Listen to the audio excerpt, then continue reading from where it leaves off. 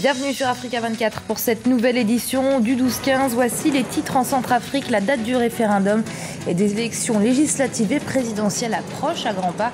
Et pourtant, le Conseil national de transition et la classe politique doutent du respect du calendrier électoral. Les délestages en Zambie impactent considérablement les secteurs miniers qui a pourtant besoin d'importantes ressources énergétiques. Le point dans cette édition et puis ouverture officielle des Jeux africains le 4 septembre. La 11e édition est organisée à Brazzaville, la capitale congolaise. Et pour l'occasion, un stade flambant neuf est sorti de terre. En Centrafrique, le projet de constitution voté, il sera soumis par référendum à la population le 4 septembre. Les élections présidentielles et législatives approchent également à grands pas. Et pourtant, ils sont nombreux à ne pas cacher leur scepticisme quant à la faisabilité du processus électoral. Explication avec Liselsi Akizimana. Les élections auront-elles lieu en octobre 2015 en Centrafrique? Le calendrier électoral suscite désormais des réserves au sein de la classe politique. L'Agence nationale des élections a fixé le premier tour de la présidentielle et des législatives au 18 octobre et le second tour au 22 novembre 2015, un chronogramme qui risque de ne pas être respecté. Techniquement, les élections ne peuvent pas se faire en totalité avant le 30 décembre, c'est une évidence. Au moment où je vous parle, le recensement n'est pas achevé dans tout le pays. En dehors de la ville de Bangui où c'est achevé, dans tout le reste du pays, le recensement n'est pas en cours. Au mieux dans la moitié ouest et dans la moitié est, dans certaines préfectures comme la préfecture de la Ouaka, qui est la plus grosse préfecture au centre du pays, ça n'a même pas commencé. Quand on parle de finir les élections le 30 décembre, moi je veux bien, mais je ne sais pas comment ça se fera, c'est pas possible. La transition politique qui a été mise en place après la crise de 2013-2014 a été prolongée du 18 août au 30 décembre 2015 sur recommandation de la communauté économique des États d'Afrique centrale, l'objectif étant de permettre l'organisation des élections crédibles et transparentes. C'est politiquement correct de dire que la transition finit le 30 décembre, mais la charte dit aussi que la transition finit avec les élections. Moi, je pense que l'un dans l'autre, vraiment, ce qui doit être fait, c'est de dire qu'il faut se faire les élections le plus tôt possible et le mieux possible. Maintenant, s'affranchir de ce fétichisme calendaire-là qui inhibe toute initiative, les gens ne se prononcent pas, alors qu'il est évident sur le terrain que le processus connaît beaucoup de difficultés, beaucoup d'interventions, mais il avance. Il avance, mais il ne s'achèvera pas avant le 30 décembre. Quoi. Donc maintenant, il faut se rendre compte de l'évidence et puis dire que les élections se tiendront peut-être fin décembre, début janvier, mais 30 décembre, date fatidique, ça, je pense qu'il faut relativiser cette notion-là. Parce que c'est ça qui fait le blocage dans l'esprit de tous. La première étape du processus électoral devait débuter le 4 octobre 2015. En effet, le projet de constitution a été adopté le 30 août 2015 et doit être soumis à un référendum national. Mais un nouveau report des élections est de plus en plus envisagé. Il s'agit d'un bilan provisoire. Au moins 50 soldats ougandais et somaliens de la MISOM, la mission onusienne en Somalie, ont été tués ce mardi lors de l'attaque de leur base au sud du pays. Une attaque revendiquée par les Chebab. Ils auraient utilisé un véhicule suicide pour intégrer le camp avant de lancer une vague d'assaut. Environ 200 terroristes auraient pris part à cet attentat. On parlait du calendrier électoral en Centrafrique. Il y a un autre calendrier électoral qui fait polémique sur le continent, celui de la République démocratique du Congo. Le pays doit organiser 11 scrutins dans un espace de moins de 2 ans. Mais le programme tel qu'annoncé par la Commission électorale nationale indépendante a du mal à être respecté.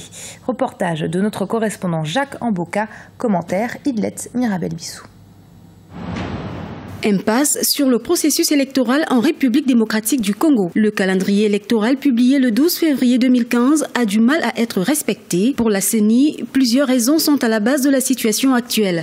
Le manque de moyens financiers suffisants pour l'organisation des élections et certaines exigences de l'opposition. La question a conduit la Commission électorale nationale indépendante et le gouvernement devant la Cour constitutionnelle ce 31 août 2015. Les deux parties devaient s'expliquer sur les blocages dans le cadre du processus électoral. savez que quand la CENI a publié son calendrier électoral global, la CENI a donné 23 contraintes. Des contraintes qui relevaient de la responsabilité du gouvernement et du Parlement. Mais aujourd'hui, dans ces 23 contraintes-là, aucune n'a été surmontée. Plusieurs contraintes entrent en jeu dans ce processus, le découpage territorial, mais aussi l'enrôlement des majeurs, qui est l'une des recommandations de l'opposition.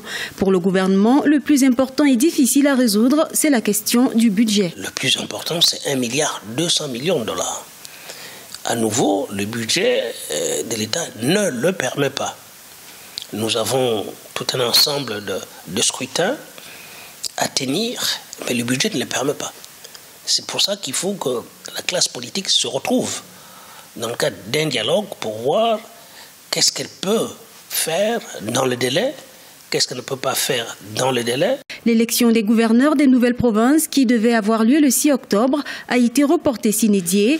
Les locales et provinciales auront lieu le 25 octobre 2015. La République démocratique du Congo doit organiser 11 scrutins jusqu'en décembre 2016.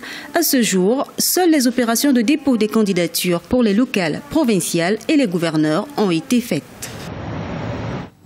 La Zambie est le deuxième plus grand pays producteur de cuivre sur le continent. Le pays a donc besoin d'importantes ressources énergétiques pour alimenter son secteur minier, mais seulement depuis quelques mois, les délestages sont devenus fréquents dans la capitale, Lusaka.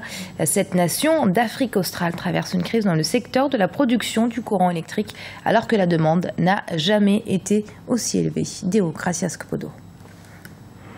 Selon la Banque africaine de développement, la Zambie, qui vise l'accès universel à l'électricité d'ici 2030, dispose de ressources d'énergie hydroélectrique abondantes dont seul un tiers est exploité. Sur l'ensemble du pays, seulement 25% des Zambiens ont accès à l'électricité. Une préoccupation pour les autorités qui font désormais face à un autre défi, celui du déficit de production de l'énergie électrique.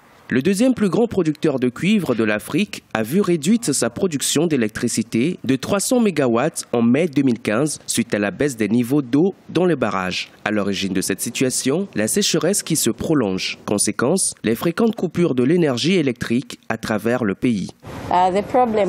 Nos activités tournent au ralenti. Nous vivons en permanence cette situation de délestage qui nous affecte énormément. Nous ne sommes même plus en mesure de croire que nos salaires nous seront payés à temps. Et quant à l'utilisation du charbon de bois pour cuisiner, ce n'est pas tout à fait possible. Le cadre ne s'y prête pas.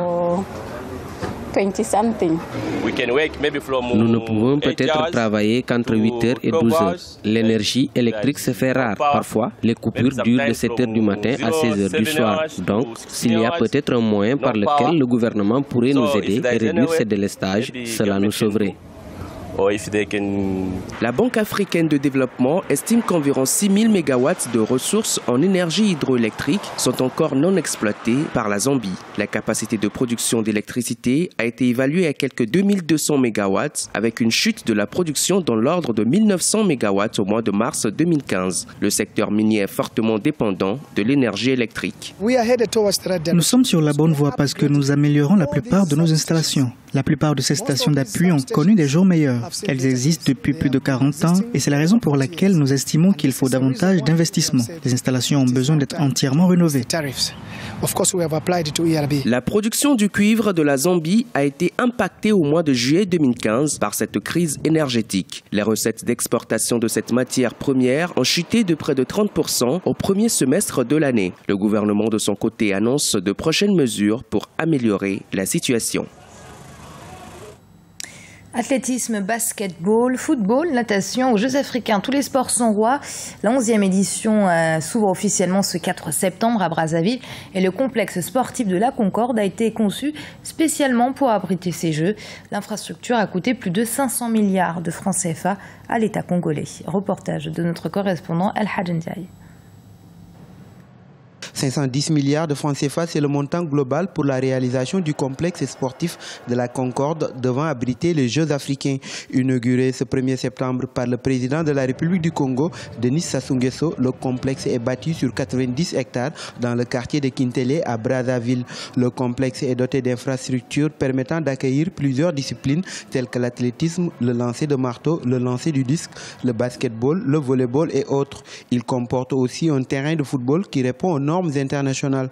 Ce stade, on peut le dire, figure parmi les 10 plus grands du continent. avec ses 60 055 places. Dans cette infrastructure de la Concorde, la jeunesse africaine est plus qu'affranchie de tous les complexes.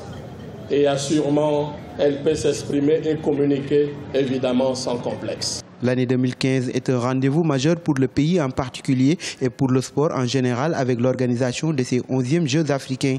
Ils vont se dérouler du 4 au 19 septembre avec la participation de plus de 8000 athlètes issus de l'ensemble du continent. Ainsi, ces installations de dernière génération vont participer à accroître les performances des athlètes africains.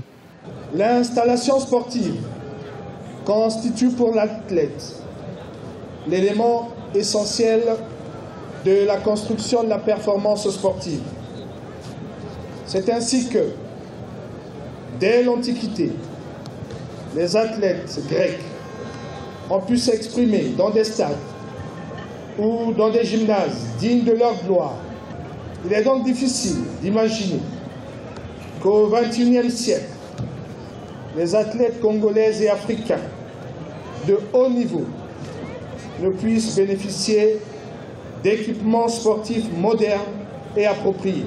Au-delà des installations de qualité répondant aux normes internationales, le gouvernement congolais a mobilisé l'ensemble de la nation afin d'offrir à la jeunesse sportive africaine une célébration avec éclat des Jeux du cinquantenaire. En rappel, les travaux de construction du complexe sportif de Kintele, dit de la Concorde, ont duré 28 mois.